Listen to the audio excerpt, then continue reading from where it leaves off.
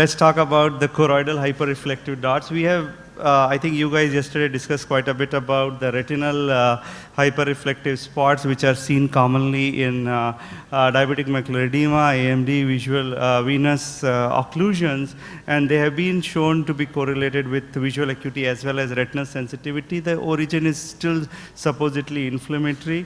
We have not yet decided to change the treatment approach when we see these retinal hyperreflective dots.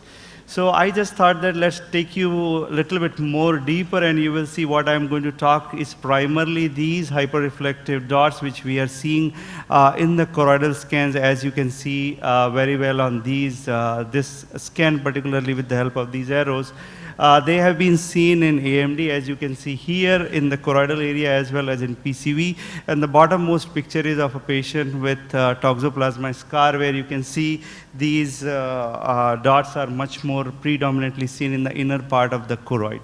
There is some literature available in terms of choroidal hyperreflective foci in Stargardt's, where they reported that these hyperreflective foci were more common on the inner part of the choroid, and they did correlate with the disease severity in terms of retinal atrophy and decline in vision and disease duration. However, this study did not comment about the exact number of spots, and they did not have as such correlation in terms of statistics. So we were interested in primarily counting these dots, which is very difficult manually. So we went ahead and did the segmentation which we had reported before, and then we could count these dots, and we applied this in our cohort of Stargardt's at LV Prasad. This is one of our patients of Stargardt's, where you can see that we could count these dots, and this is one of the patients of retinitis pigmentosa, and we did correlate these hyperreflective dots with the choroidal vascularity as shown on the right side bottom.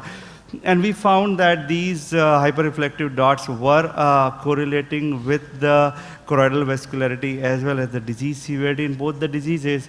And I was interested in looking at these dots in the CSR cohort, and where you can see that we saw these dots more common in acute CSR. And this paper is, I think, got accepted recently, where you can see that the acute CSR has the inner choroidal part which has more hyperreflective dots, and the chronic CSR cases had overall diffuse hyperreflective dots.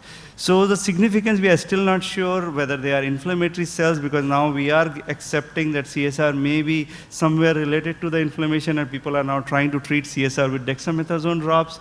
And this could be just a migrated lipofuscin deposits, because this is one of the theories where the lipofuscin is migrating downwards, and this could be that. And they could be possibly associated with the change in choroidal blood flow, and this could be the reason we found the relationship with the choroidal vascularity, and this could be one of the signs of choroidal remodeling what we are experiencing.